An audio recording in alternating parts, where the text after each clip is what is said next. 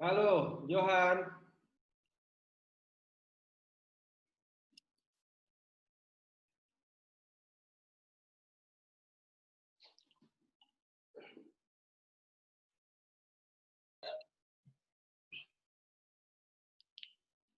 Halo Johan, selamat malam.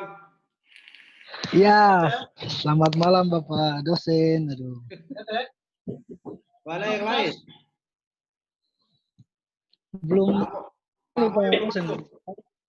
Saya lihat webnya bagi di grup, jadi saya ini subuh jam 8 juga makanya saya gabung kira. Mungkin masih baru mau coba gabung ke apa yang lain. Oke. Sudah tahu teman-teman yang lain kok?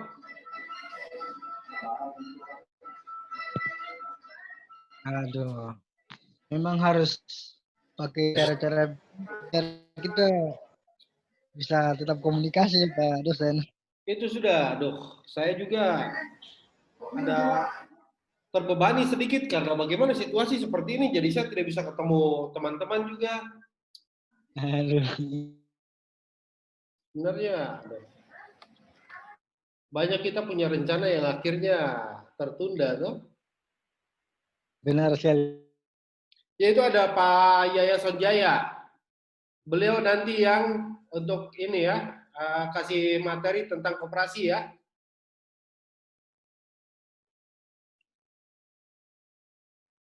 Johan. Iya, siap. Nah, itu sudah ada Pak Yaya Sonjaya sudah masuk, nanti beliau yang kasih materi tentang koperasi nanti.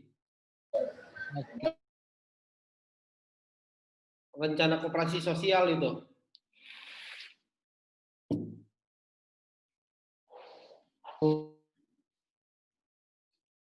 Pahaman sedikit biar nanti ke depannya. Nah.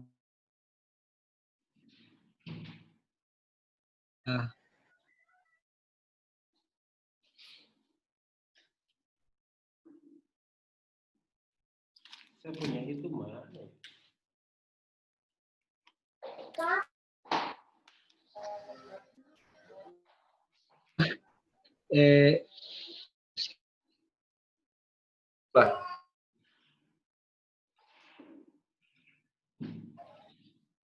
Halo, Pan. Iya. Ya. Kayaknya mereka terganggu jaringan di sana ini.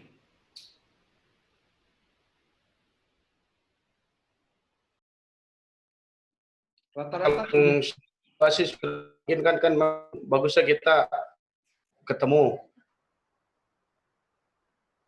Iya, Solusi mana cara pengembangan teman-teman sebagai pekerja bisa iya, kayaknya mereka masih ini. Iya, kalau koperasi nanti untuk materi berikutnya. Ini apa? Teman-teman yang lain kayaknya terkendala jaringan ini di sana ini.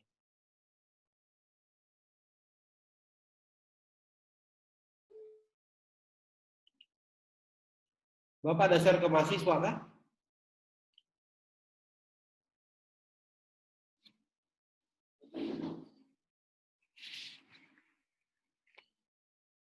ini.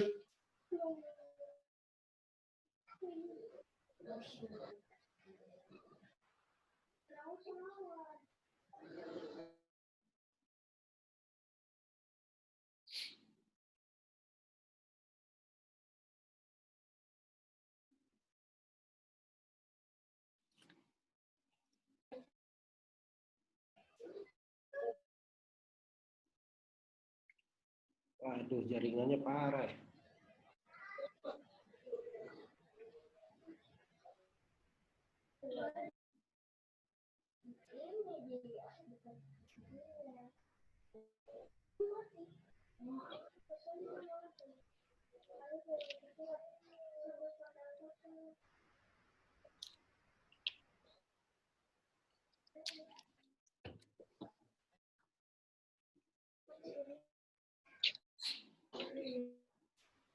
Tuhan masih aman. Aman dong. Berarti kegiatan selama ini bagaimana berjalan? Iya, dengan anak-anak jalanan masih dengan mereka juga ada kerja-kerja lain sih yang harus dikerjakan, tugas lingkungan lain. Tapi sementara ya masih jalan karena tidak terlalu full juga seperti biasanya karena waktu pembatasan kegiatan kayaknya. Ya, menyesuaikan lah, menyesuaikan situasi. Iya, Yang ya. penting minum Mau kopi jangan diapain lagi? dibatasi. Iya, Ini bahaya situasi kalau yang membatasi. dibatasi, Yang penting kopi bahaya. tidak dibatasi. Sambil ngopi lah Pak Joat. Oh iya benar sekali ada. Saya punya itu yang Toraja itu masih Amin ada. kemana? Belum muncul ini. Iya, teman-teman juga baru Johan saja yang masuk ini. Paskalis, Pada kan info terakhir dari kakak Amoya seperti begitu. kenapa Pas dia balik ke sana pas kondisinya lockdown jadi tidak bisa Oh, balik ke sini. iya. Ah, ini Pak Amin sudah masuk ini. Ya, Yang penting ada Pak Amoye saja sudah aman, bisa jalan kita. Nanti Pak Amoye yang lanjutkan ke teman-teman sama Johan toh.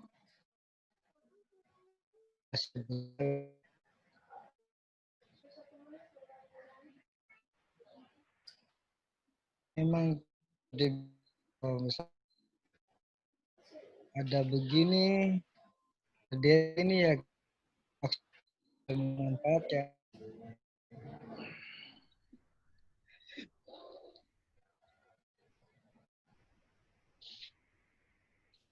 Coba saya ini buat saya mau ya lagi. Ya.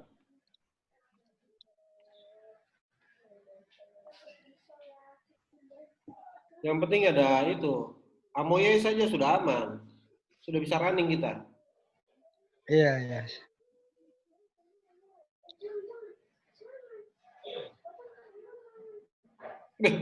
Pasek macam tambah gagah begitu. Tambah gemuk.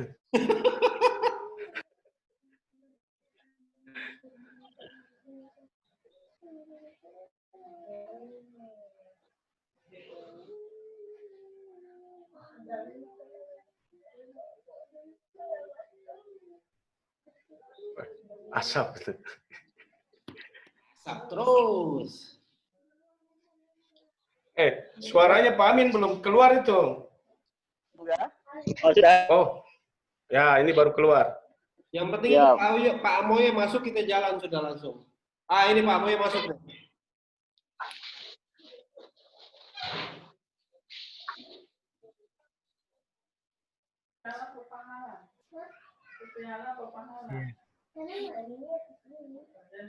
Kayaknya jaringan kapan? Ya, jaringan di sana kurang bagus ini kayaknya.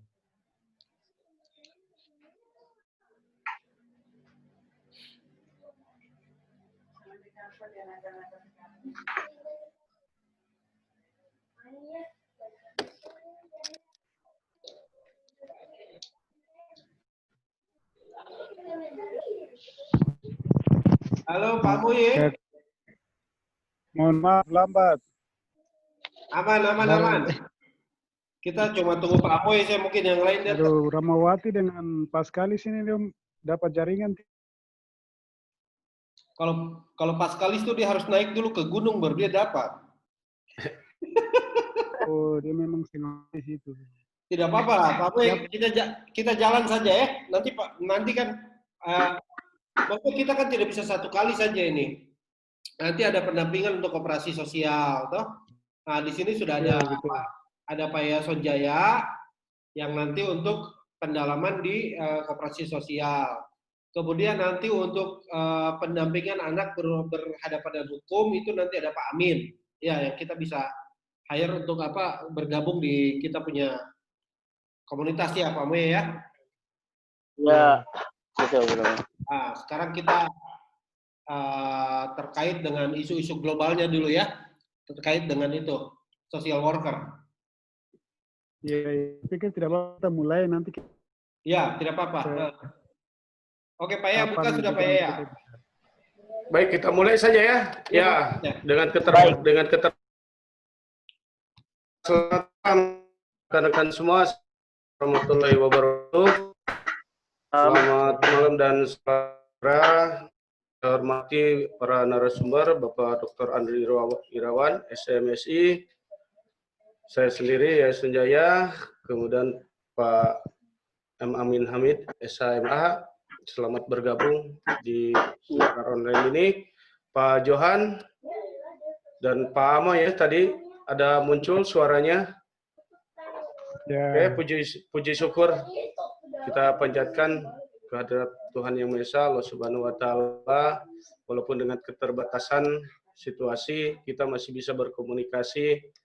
Bagaimana kita ya mencari solusi, barangkali ada masukan terkait isu-isu baru ini tentang bagaimana tantangan dan peluang pekerja sosial pada masa pandemi COVID-19 ini, dan bagaimana kita menyambut era new normal di Provinsi Papua. Mudah-mudahan dengan keterbatasan ini, kegiatan ini bisa memberikan suatu masukan atau input-input baru bagi rekan-rekan pekerja sosial, mengembangkan pengabdian kepada masyarakat, memberdayakan rekan-rekan yang memang memiliki keterbatasan yang nantinya menjadi sumber daya yang bisa dialihkan.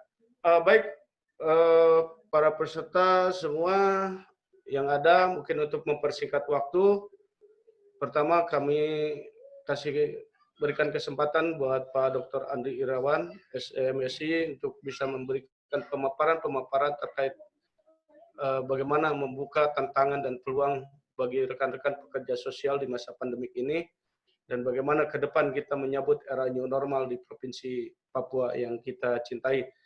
Oke, untuk mempersingkat waktu, kami persilakan Pak Dokter. Baik.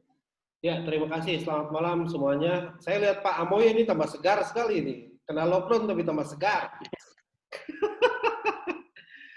Baik, mudah-mudahan kita semua sehat semua dan selalu dalam lindungan Tuhan Yang Maha Esa ya, untuk semuanya. Sudah lama sekali saya tidak berjumpa dengan saudara-saudara pekerja sosial di Provinsi Papua karena memang berhubung sama-sama banyak kegiatan dan ditambah dengan kondisi pandemik saat ini yang memaksa kita untuk menahan diri untuk melakukan semua rencana-rencana yang sudah kita susun. Namun tidak mengurangi semangat kita. Jadi saya bertiga, saya, Pak Yaya, sama Pak Amin, kita berdiskusi selama 2-3 hari ini untuk bagaimana kita tetap eksis, kita tetap memberikan support kepada para pekerja sosial, karena peran pekerja sosial di tengah pandemi ini sungguh luar biasa ya. Sungguh luar biasa yang saya lihat secara langsung. Pengorbanan pekerja sosial ini luar biasa, sampai menteri pun angkat topi lah ya untuk peran pekerja sosial di tengah pandemi ini. Baik, untuk webinar ini temanya tentang tantangan dan peluang pekerja sosial pada masa pandemi COVID-19 dan menyambut era new normal di Provinsi Papua. Kita ketahui bersama bahwa dampak akibat pandemi COVID-19 bersifat multidimensional, bukan hanya berdampak pada aspek kesehatan, namun banyak aspek lain yang ditimbulkan atau yang terdampak oleh COVID-19 ini, baik ekonomi maupun sosial. Ya, kita soroti di dalam webinar ini tentang aspek sosial. Kemudian pekerja sosial sendiri menurut Undang-Undang Nomor 14 Tahun 2019 adalah seseorang yang memiliki pengetahuan keterampilan dari praktik pekerja sosial serta telah mendapatkan sertifikasi kompetensi. Hal ini saya tidak perlu bahas karena memang rekan-rekan pekerja sosial memahami semuanya. Nah, kita langsung masuk di tantangan. Baik rekan-rekan sekalian, tantangan di masa pandemi untuk pekerja sosial yang pertama itu secara umum adalah resiko terpapar. Kenapa? Karena memang pekerja sosial ketika melakukan praktik itu umumnya harus face to face dan berhadapan langsung dengan klien. Kemudian yang berikutnya keterbatasan akses. Kondisi geografis kita di Provinsi Papua, kita ketahui bersama bahwa memang ada beberapa daerah atau pemukiman klien yang sangat sulit untuk kita akses, untuk kita datangi. Kemudian pembatasan aktivitas sosial sudah jelas membatasi aktivitas pekerja sosial. Untuk itu memang diperlukan strategi terencana untuk membuka akses tersebut sehingga pekerja sosial tetap eksis di tengah pandemi. Kemudian biaya tambahan itu sudah jelas. Yang pertama memang dengan berubahnya atau bertransformasinya praktik pekerja sosial itu banyak biaya-biaya tambahan yang dikeluarkan oleh para pekerja sosial. Yang paling dominan adalah biaya komunikasi dan internet atau pulsa data, itu saya tahu banget gitu ya. Kemudian ini kepercayaan antara klien dengan pekerja sosial itu sendiri. Kenapa? Karena COVID-19 ini datang tiba-tiba tanpa permisi dan tanpa bilang-bilang selamat pagi, selamat malam, atau selamat siang, tiba-tiba ada di tengah-tengah kita. Sehingga kita sendiri kita tidak tahu gitu siapa sebenarnya yang terpapai dengan COVID. Sehingga faktor kepercayaan antara klien, keluarga klien, dan pekerja sosial itu sendiri sama-sama saling meragukan, sama-sama saling membatasi gitu loh untuk bertemu face to face. Kemudian yang paling penting adalah di dalam praktik pekerja sosial kita ketahui bersama bahwa memang tidak semua praktik peksos ini bisa dilakukan secara online. Yang pertama home visit. Ya Johan ya, home visit itu kan itu justru yang paling penting sebenarnya, home visit. Kenapa? Karena kita melihat respon klien secara langsung. Respon klien secara langsung, kondisi sosiologisnya, kondisi biologisnya, kondisi psikologisnya berbeda ketika kita melihat secara virtual. Kita tidak bisa melakukan asesmen klien sendiri. Kemudian seperti yang sering Paskalis lakukan, mendampingi anak yang sedang berhadapan dengan hukum. Nah, apakah aparat hukum sudah menerima pendampingan secara virtual? Itu belum, saya kira belum bisa sampai saat ini, sehingga banyak praktik-praktik sosial, praktik-praktik sosial yang memang tidak bisa dilakukan secara virtual. Nah itu kita harus nanti sama-sama menganalisis bagaimana strategi dan kemungkinan kita memperdalam dengan apa istilahnya melakukan koordinasi dengan pihak-pihak terkait seperti kepolisian dan lain sebagainya. Bagaimana solusi tentang pendampingan terhadap anak yang bermasalah dan hukum, gitu loh. Di tengah pandemi COVID ini atau di era new normal tadi, tetap kita harus berkoordinasi. Kemudian motivasi dan produktivitas kerja bisa menurun. Kenapa? Karena segala pembatasan aktivitas sosial itu menyebabkan ditakutkan ya, dalam tanda kutip ditakutkan pekerja sosial justru menurun motivasinya gitu loh. Penurunan motivasi ini dipengaruhi oleh berkurangnya intensitas yang dilakukan antara klien dengan pekerja sosial itu sendiri. Nah ini bisa menurunkan motivasi dan produktivitas pekerja sosial. Kemudian ketika, ini yang paling bahaya nih, ketika motivasi dan produktivitas pekerja sosial itu menurun, ancaman yang paling mungkin adalah kita kehilangan klien. Gitu loh. Kita ketahui sendiri, anak-anak jalanan, kalau kita tidak visit, ya, kita tidak visit agak lama, itu mereka langsung menghilang. Betul. Dan sulit untuk kita dekati lagi gitu loh. Nah ini yang saya harus highlight karena di tengah pandemi ini justru pekerja sosial justru harus lebih insentif gitu loh. Harus lebih apa istilahnya proaktif untuk memonitor klien-klien terutama anak-anak jalanan ini. Kenapa? Karena dengan tidak dilakukan monitoring terhadap anak jalanan, justru ditakutkan anak-anak jalanan terpapar gitu loh. Resiko terpaparnya besar ketika kita tidak monitoring. Kenapa? Karena rumah singgah sampai saat ini belum bisa digunakan ya, Pak Amoye ya. Iya, Ya. iya. Sehingga kan anak jalanan ini kita tidak bisa monitor 100% apakah dia ada di keluarganya atau tetap di jalanan. Nah, kemudian kondisi saat ini ada pembatasan sosial yang saya takutkan anak-anak jalanan justru menjadi korban kebijakan pemerintah, gitu loh. Menjadi korban kebijakan pemerintah yang harusnya kita lindungi, tapi mereka jadi korban, gitu loh. Kenapa? Karena mereka tidak ada tempat bernaung saat ini. Mereka bingung, rumah singgah nggak ada, kemudian pendampingan dari pekerja sosial berkurang, sehingga kita terancam sekali dengan kehilangan klien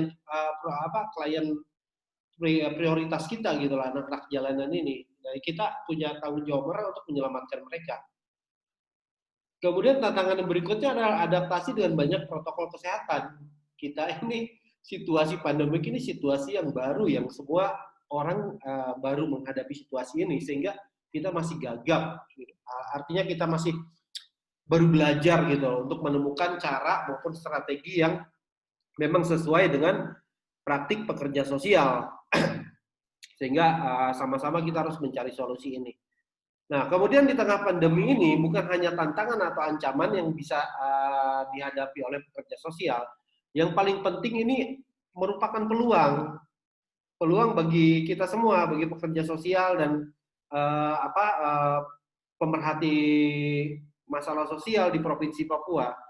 Dengan adanya pandemi COVID-19, yang pertama pekerja sosial memang dimudahkan. Kenapa? Dia mendapatkan flexibility waktu kerja gitu loh. Dengan catatan semua pekerjaan atau semua minimal 50% lah atau 70% praktik pekerjaan sosial itu bisa dilakukan dengan sistem online atau daring. Itu fleksibel, kita bisa dimanapun bekerja, pendampingan, asesmen, home visit, ya, dan praktik-praktik lainnya itu bisa dilakukan dimanapun. Cuma yang jadi masalah keluarga klien ataupun klien sendiri kan saat ini mungkin belum memungkinkan untuk dilakukan secara online. Yang pertama memang perangkatnya tidak punya, ya kan?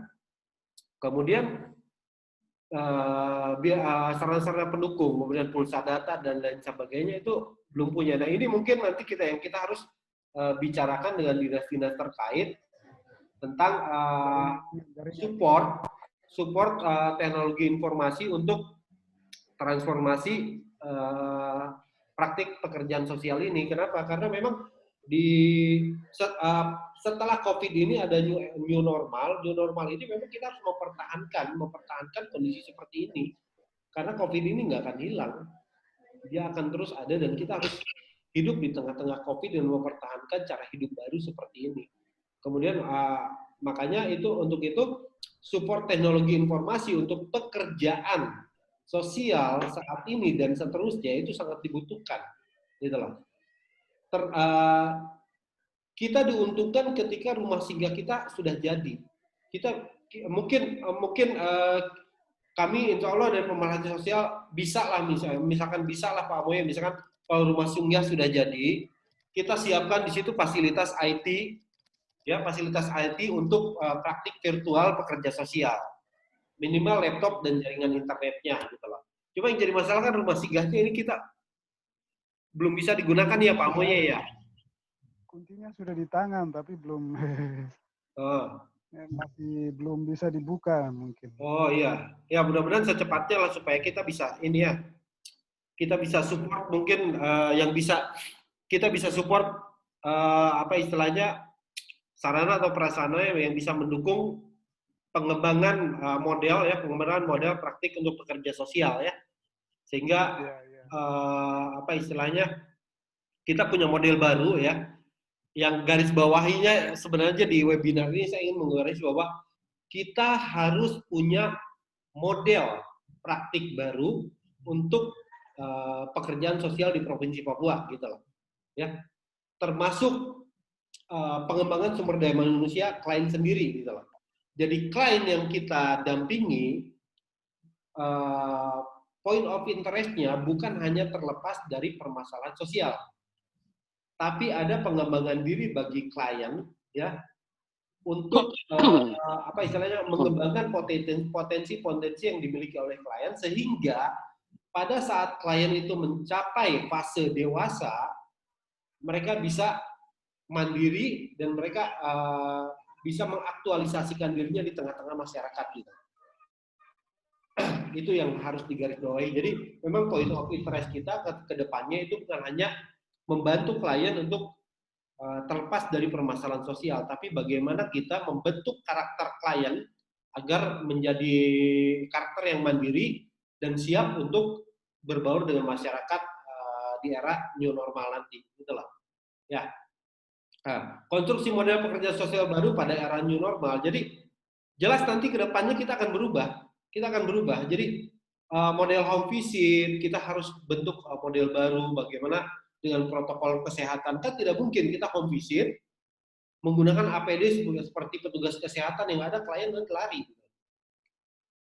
Nah, kita harus punya strategi baru untuk melakukan praktik pekerjaan sosial di masa pandemik dan era new normal nanti. Kemudian peluang bagi pengembangan digital social planner. Nah, Pak Moye, kita sering bahas tentang kooperasi sosial dan social entrepreneur. Nah, sekarang di tengah pandemi, banyak komunitas-komunitas sosial entrepreneur itu mendapatkan hibah dari mana-mana, Pak Moye. Mereka benar-benar memanfaatkan peluang ini sehingga banyak donasi-donasi yang masuk ke komunitas mereka. Kuncinya satu saja, kita punya legalitas. Nah, kalau koperasi sosial ini sudah berdiri, kita sudah punya legalitas. Minimal ada akte notaris, itu kita sudah mendirikan, sudah bisa apa istilahnya digital social planner itu. Ya, cuma kalau komunitas tanpa legalitas ini yang terkadang sangat sulit kita untuk mendapatkan hibah-hibah gitu ya. Jadi kedepannya mungkin nanti ada Pak Yaya yang nanti akan membantu kita di pengembangan koperasi sosial. Mudah-mudahan nanti kedepannya kita lebih sering berdiskusi ya Pak Moye, Johan. Jangan putus komunikasi sehingga kami pun harus belajar dari pekerja sosial. Kenapa? Karena pekerja sosial inilah yang key informan untuk kami gitu loh. Nanti teoritis dan konseptualisasinya itu dari kami sehingga ada simbiosis mutualisme. Jadi permasalahan di lapangan itu pekerja sosial yang tahu. Tapi pengembangan konsep dan penyusunan strategi, kemudian solusi alternatif secara teoritis maupun empiris itu nanti kita ada di ranah akademisi gitu loh. Sehingga terjadi simbiosis mutualisme antara pekerja sosial dengan tim akademisi, kemudian dan birokrasi. Nah, dengan adanya legalitas nanti koperasi sosial akan memperkuat kita untuk audiensi ke pemerintah daerah atau ke tingkat birokrasi. Kenapa? Karena dasar hukum kita sudah jelas gitu loh. Ketika dasar hukum kita jelas, ada undang-undang yang pasti sudah melindungi kita gitu. Nah, selama ini kan masih istilahnya masih tarik-menarik gitu. Tarik-menarik dari sini dilempar ke sana, dari sana lempar ke sana. Nah, ini yang mimpi kita sama-sama saat itu sampai sekarang. Ya, saya juga merasa berdosa karena sampai sekarang belum terrealisasi ya. Mudah-mudahan dengan situasi ini kita bisa melakukan refleksi diri masing-masing bahwa memang sudah saatnya kita sama-sama berjuang dari akademisi, dari praktisi yaitu pekerja sosial maupun birokrasi untuk sama-sama ayo bersinergi itu menyelesaikan permasalahan sosial di Kota Jayapura dan secara keseluruhan di Provinsi Papua. Kenapa? Karena memang keberadaan atau eksistensi pekerja sosial ini nggak bisa dipandang mudah. Pekerja sosial itu kalau di kesehatan sama dan dokter spesialis. Gitu. Sama dengan dokter spesialis Pak Yaya, Pak Amin, pekerja sosial itu. Spesialisasi pekerja sosial adalah menyelesaikan permasalahan sosial masyarakat. Gitu. Jadi mereka sama dengan dokter kalau di tenaga kesehatan. Makanya profesi pekerja sosial itu tidak bisa sembarangan untuk semua orang bisa menjadi profesi seperti itu karena memang ada syarat-syarat kompetensi yang harus dipenuhi. Nah, kemudian apa saja yang harus dilakukan oleh pekerja sosial dalam melakukan praktik kerja sosial? Yang harus dilakukan yang pertama adalah tetap memperhatikan protokol kesehatan, ya. Kemudian mengurangi kegiatan home visit jika terpaksa, tetap menerapkan protokol yang ketat atau diganti dengan metode online. Nah, ini yang saya ini sulit sekali gitu loh, home visit dilakukan dengan online gitu. Karena memang berbeda ya Pak Moye ya ketika menilai klien dengan bertatap langsung itu ya. Itu ada chemistry yang terbangun sebenarnya, karena saya sudah merasakan sendiri gitu loh. Kemudian perangkat teknologi digital dimaksimalkan dalam melakukan kontak, ACV, serta review korban masyarakat terjangkit COVID-19. Ya, kemudian pekerja sosial harus mampu memahami metode intervensi dalam jaringan online. Nah, ini nanti Pak Moye dan Johan, nanti sampaikan saja ke teman-teman. Nanti ke depan mungkin kita dari UNIAP. Ya, bagaimana Pak Andri? Hah? Pak Dokter? Ya. Nah ini Pak Johan, nanti mungkin ke depan yang pertama, kegiatan selanjutnya itu pendampingan untuk koperasi, kemudian pelatihan untuk teknologi informasi dan komunikasi ya, Pak Johan. Kalau sudah new normal, nanti teman-teman dari pekerja sosial, nanti kita berikan pelatihan untuk bagaimana membangun website sederhana untuk pekerja sosial, ya, untuk teknologi informasinya. Mungkin nanti kita buatkan website khusus untuk pekerja sosial di Provinsi Papua, ya, sebagai ini apa? Sebagai sarana untuk komunikasi dan informasi supaya informasi lebih meluas ke kegiatan-kegiatan yang dilakukan oleh pekerja sosial, ya. Saya kira dari saya itu dulu ya, karena waktunya sudah habis nih. Saya lupa upgrade ini. Lupa upgrade Zoom. Ya. Cuma 40 menit jadi. Dokter. Ya. Iya. Berapa menit alokasi ini yang kita gunakan di line ini? 40 menit. Sudah mau habis, tinggal 7 menit lagi nih. Oh, kalau gitu gini aja. Mungkin mohon maaf narasumber Pak Dokter, ini kan materi masih banyak. Ya. Ya, kalaupun misalkan tidak selesai sekarang, nanti bisa next kapan kita ini lagi. Nah, paling tidak apa yang menjadi informasi yang narasumber tadi sampaikan, ya secara tantangan, peluang, dan apa juga yang harus kita lakukan. Mungkin dalam waktu yang tersisa ini, Pak Johan atau Pak Amon mungkin silakan bisa memberikan masukan-masukan supaya menjadi apa yang menjadi keinginan, kemudian apa yang terjadi di lapangan bisa ada solusi. Sebenarnya solusi dari Pak narasumber tadi, Pak Dr. Andi juga udah ada beberapa solusi yang ditawarkan. Nah, apakah itu memungkinkan untuk dilaksanakan atau tidak? Karena kita sendiri tidak banyak memahami tentang kondisi yang di lapangan. Kesempatan barangkali, mohon maaf narasumber ya.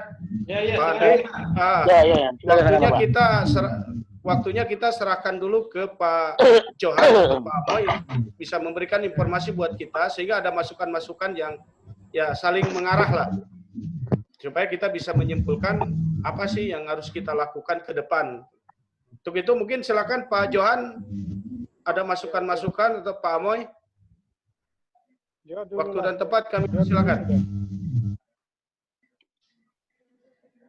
Johan dulu, Johan. Oke, Pak Johan, silakan Pak Johan.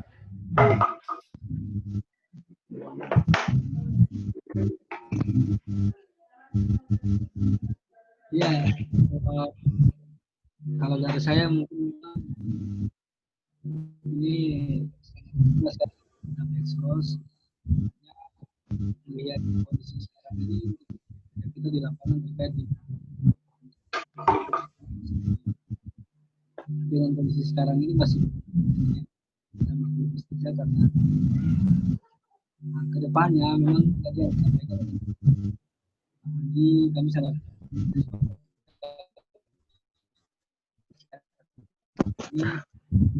ini juga Kayaknya headset Johan. Suaranya nggak terlalu jelas ya.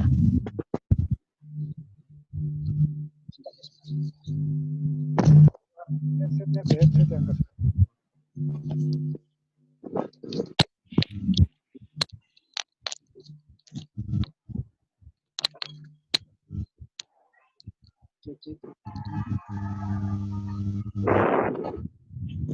Ya, Pak Johan masih Iya, monitor. sudah bisa dengar.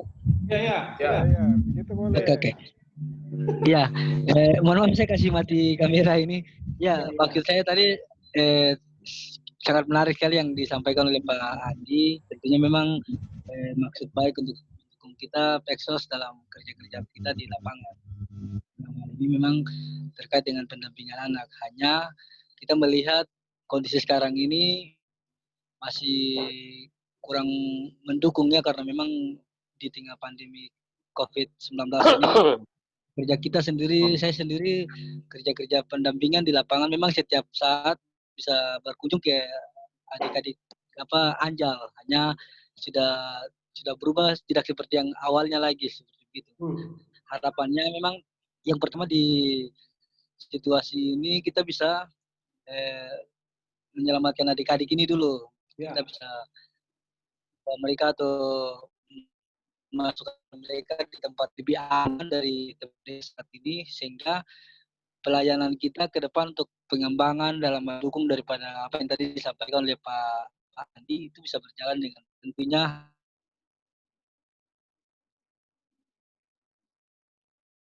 terlepas